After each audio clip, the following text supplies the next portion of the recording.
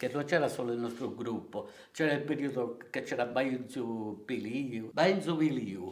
Poi ci sono stati tutti quei movimenti di dottore Meloni, eccetera. Era tutto un periodo che si faceva tutta propaganda per la questione dell'indipendenza della Sardegna. Il Partito Sardo aveva il 2, 3, manco il 3% di votanti. Noi non eravamo nel Partito Sardo, era solo una questione di spostare i voti dallo Stato italiano per la questione della Sardegna, era soltanto una cosa strategica, non che io mi rivedevo nel Partito Sardo, capito? Aveva preso il 13, quasi il 14% di votanti Dal 2. dal 2, che avevano fatto Mario Melisi come presidente della regione. La militanza la facevamo noi.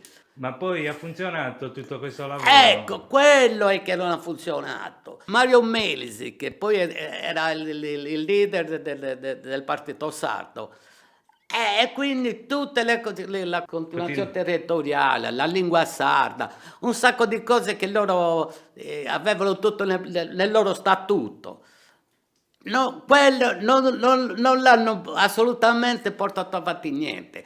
Magari dicevano, ma noi l'abbiamo proposto, ce l'hanno rifiutato, per esempio. Però il rifiuto lo metti in lotta alla gente, non è che se ti rifiutano allora riattacchi ancora più massimo. E invece sono completamente stati zitti. La gente allora queste cose le sentiva. E quindi hanno votato il Partecipava. partito magari per una questione di indipendenza anche.